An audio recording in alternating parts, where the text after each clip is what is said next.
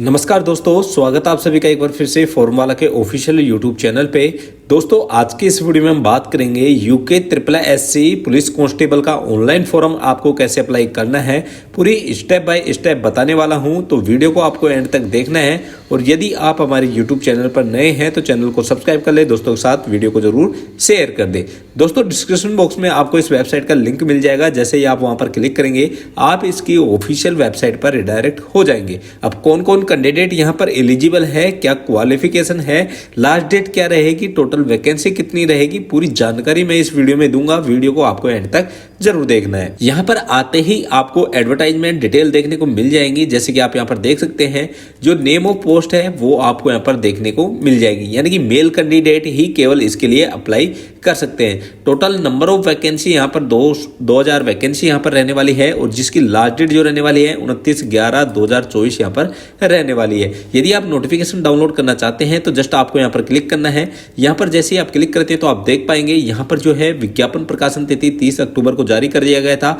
Online form 8 नवंबर से लेकर 29 नवंबर तक होने वाले हैं। उसके बाद में जो आपका एग्जाम होगा 15 जून 2025 को यहाँ पर होने वाला है। जैसे ही आप नीचे आएंगे तो आप देख पाएंगे यहाँ पर जो है 2 चरणों में इसके एग्जाम होने वाला है, यानी जो इस भर्ती को कंडक्ट करवाएंगे 2 प्रक्रिया होने वाली है। फर्स्ट में आपका फिजिकल टेस्ट होगा, उसके बाद में आपका एग्जाम यहाँ पर होगा। उसके बाद में जैसे ही आप नीचे आएंगे यहाँ पर आपको पदों का विवरण देखने को मिल जाएगा। जैसे ही आप नीचे आएंगे आपको यहाँ पर देखने को मिल जाएगा जो आपकी सैलरी रहने वाली है 21,700 से लेकर 69,100 रुपये तक यहाँ पर रहने वाली है, जो कि लेवल 3 की वैकेंसी यहाँ पर होने वाली है। आयु सीमा 18 से 22 वर्ष तक यहाँ पर आपकी होनी चाहिए। उसके बाद में पद का स्वरूप आप यहाँ पर देख सकते हैं। शैक्षणिक अर्हता यानी कि उत्तराखंड विद्यालय शिक्षा परिषद रामनगर नैनीताल से आपको जो है इंटरमीडिएट या पास आउट होना चाहिए।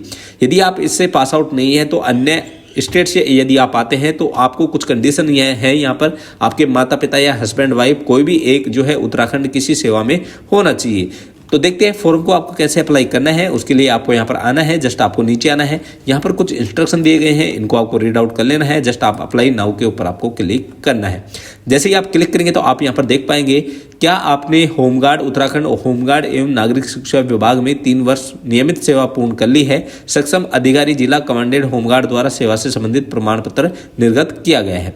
यदि आप हैं तो यस करेंगे, अदरवाइज आप यहाँ पर नो करेंगे। जो भी डिटेल आप यहाँ पर फिल करेंगे आपकी मार्कशीट के अकॉर्डिंग ही आप यहाँ पर फिल करेंगे। मैं यहाँ पर सैंपल डेटा यूज करने वाला हूँ, तो आपको जो आपका एक्चुअल डेटा है वो ही आपको यहाँ पर यूज करना है। फर्स्ट में आपका कैंडिडेट नेम आप फिल करेंगे, फिर फादर्स नेम आपको यहाँ पर एंटर कर देना है। यहाँ पर आपको मदर्स नेम आपको यहाँ पर एंटर कर देना है। उसके बाद में आपको यहाँ पर कैलेंडर मिलता है। कैलेंडर से आप अपनी जो भी डेट ऑफ बर्थ है वो डेट ऑफ बर्थ आप यहाँ पर सेलेक्ट करेंगे। यहाँ पर सबसे पहले ईयर सेलेक्ट करेंगे, उसके बाद में आपको जो है यहाँ पर मंथ सेलेक्ट करने का ऑप्शन मिलता है, फिर डेट आप यहाँ पर सेलेक्ट करेंगे। यहाँ पर जो आपकी एज कैलकुलेट की जाएगी 1 जुलाई 2024 से लेके यहाँ पर गणना की जाएगी, तो आपके जो टोटल एज है यहाँ पर आपको शो हो जाएगी। उसके बाद में जस्ट आपको जेंडर का ऑप्शन मिलता है, यहाँ पर केवल मेल कैंडिडेट ही अप्लाई कर सकते हैं। उसके बाद में मैरिटल स्टेटस में आप यदि मैरिड है तो मैरिड करेंगे, अदरवाइज आप अनमैरिड यहाँ पर कर लेंगे। उसके बाद में यहाँ पर नेशनलिटी में आपको इंडिया सेलेक्ट कर लेना है। जैसे ही आप नीचे आएंगे अब यहाँ पर आपको कुछ बोला गया है रिक्वायर्ड एलिजिबिलिटी, ठीक है। यहाँ पर आपको बोला गया है क्या आपका नाम उत्तराखंड राज्य में स्थित किसी जिला सेवा योजना कार्यालय में पंजीकृत है, यदि है तो यस करेंगे, अदरवाइज नो करेंगे। या आप किसी गवर्नमेंट जॉब में है तो यस करेंगे, अदरवाइज नो करेंगे। क्या आपने उत्तराखंड राज्य में स्थित किसी भी मान्यता प्राप्त संस्थान से हाई स्कूल और इंटरमीडिएट या कोई अन्य समकक्ष परीक्षा उत्तीर्ण की है। मैं यहाँ पर जो है आपको कुछ ऑप्शन मिलेंगे, जैसे कि आप देख सकते हैं यहाँ पर और का साइन आ रहा है। इनमें से कोई भी एक जो है आपके पास होना चाहिए। दोस्तों जैसे ही आप यहाँ पर आते हैं तो आपको बोला गया है क्या आपने उत्तराखंड बोर्ड से कोई भी 10th या फिर 12th पास आउट की है।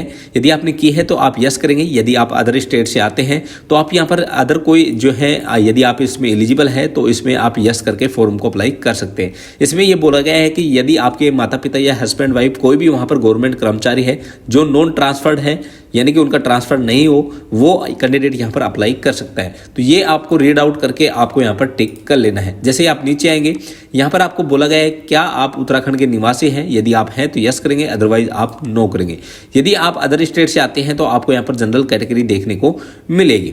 उसके बाद में जस्ट आपको नीचे आना है। यहाँ पर बोला गया है क्या आप एक्स सर्विसमैन हैं। यदि आप हैं तो यस करेंगे, अदरवाइज नो करेंगे। यहाँ पर बोला गया है क्या आप एक उत्तराखंड राज्य आंदोलन के चिन्हित आंदोलनकारी या उनसे आश्रित है। यदि आप है तो यस करेंगे, अदरवाइज नो करेंगे। यहाँ पर बोला गया है क्या आप उत्तराखंड राज्य के कुशल खिलाड़ी की श्रेणी के अंतर्गत आते हैं, यदि आपके पास स्पोर्ट्स का कोई सर्टिफिकेट है तो आप यस करेंगे, अदरवाइज नो करेंगे। यहाँ पर आपको बोला गया क्या आप स्वतंत्र सेनानी हैं, यस करेंगे, अदरवाइज नो करेंगे। जस्ट आपको नीचे आना है। यहाँ पर आप बोला गया है क्या आप अनाथ हैं जो सरकार द्वारा कवर किए गए उत्तराखंड राज्य के स्थायी निवासी है। यदि आप आते हैं इसमें इसको रीड आउट कर लेना, यदि आते हैं तो यस करेंगे, अदरवाइज आप यहाँ पर नो करेंगे। जैसे आप नीचे आएंगे यहाँ पर जो भी कैटेगरी आपने फिल की थी वो कैटेगरी आपको शो कर देगी। जस्ट नीचे आना है। यहाँ पर आपको जो आपकी कॉन्टैक्ट डिटेल है उसमें आपको फर्स्ट में ईमेल आईडी देना है। यहाँ पर फिर से वही ईमेल आईडी आपको यहाँ पर एंटर कर देना है। मोबाइल नंबर आप एंटर करेंगे, फिर से कन्फर्म मोबाइल नंबर में वही मोबाइल नंबर आप यहाँ पर एंटर कर देंगे। एड्रेस लाइन में यहाँ पर आपको दो ऑप्शन मिलते हैं, प्रेजेंट एड्रेस का और एक मिलता है परमानेंट एड्रेस का। यदि आपका प्रेजेंट एड्रेस और परमानेंट एड्रेस आपका सेम है तो जस्ट आपको करना क्या है, प्रेजेंट एड्रेस में आपको यहाँ पर डिटेल फिल करनी है। यहाँ पर आपका कोई भी जो है स्ट्रीट नेम हो या गांव हो वो आपको एंटर करना है। यहाँ पर पोस्ट ऑफिस या फिर कोई भी तहसील सिटी वो आपको एंटर करना है। उसके बाद में आपको ऑप्शन मिलता है जो भी आपका स्टेट है वो स्टेट आप यहाँ पर एंटर करेंगे। उसके बाद में जो डिस्ट्रिक्ट है वो डिस्ट्रिक्ट आप यहाँ पर सेलेक्ट कर लेंगे। उसके बाद में सिटी टाउन विलेज में आपका जो भी है वो आप एंटर करेंगे। ये डिटेल आपको आपके आधार कार्ड या फिर मूल निवास पर देखने को मिल जाएंगे। उसके बाद में पिन कोड का ऑप्शन मिलता है, पिन कोड आप जो भी है आपका एंटर कर देंगे। उसके बाद में यदि आपका दोनों ये डिटेल सेम है तो आप यहाँ पर टिक कर देंगे, उससे होगा ये डिटेल ऑटोमेटिक फिल होके आ जाएगी। जस्ट आपको नीचे आना है। यहाँ पर आपको बोला गया है पैलेस ऑफ फिलिंग फॉर्म, जिस भी स्थान से आपको फॉर्म फिल करना है वो स्थान आप यहाँ पर फिल कर देंगे।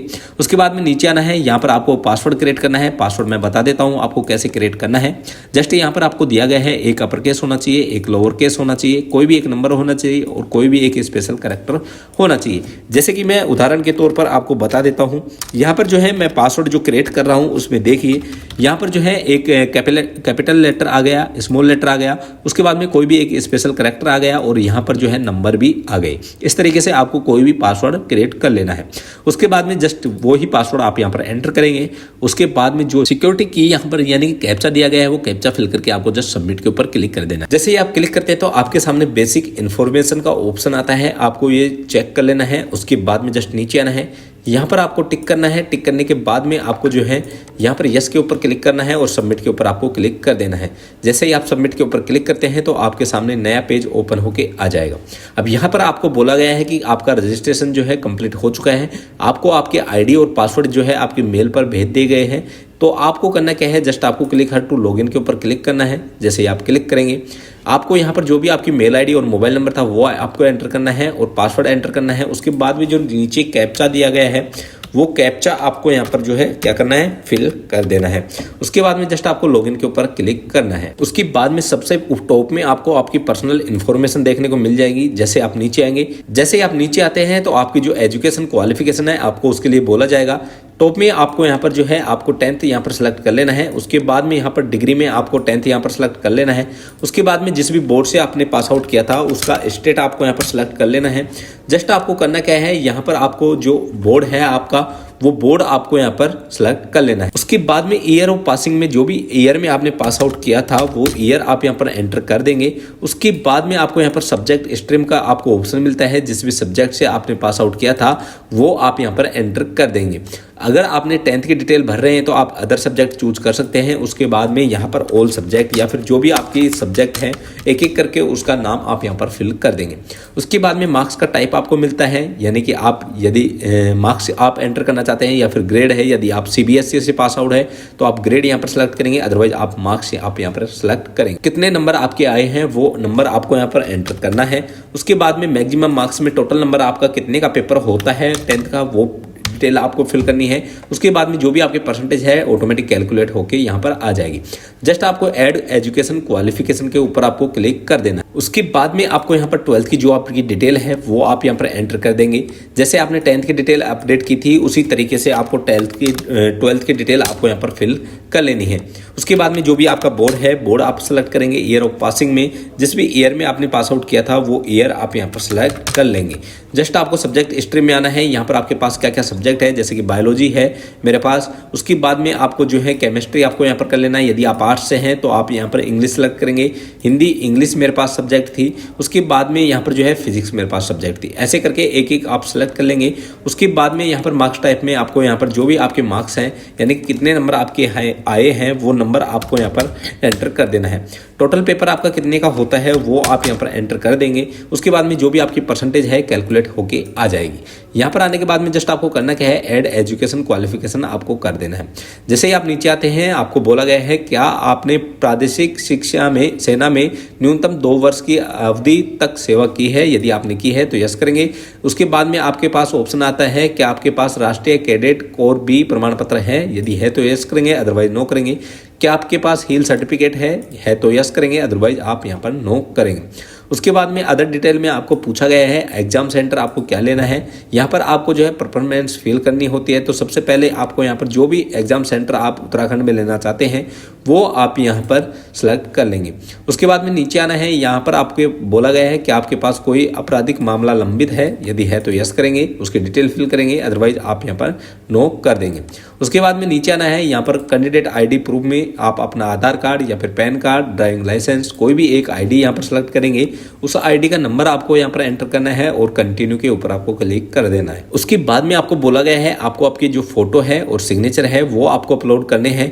यहाँ पर आप देख सकते हैं डायमेंशन आपको दिया गया है, यानी कि फोटो का डायमेंशन 150 विड्थ होना चाहिए, 200 हाइट होना चाहिए।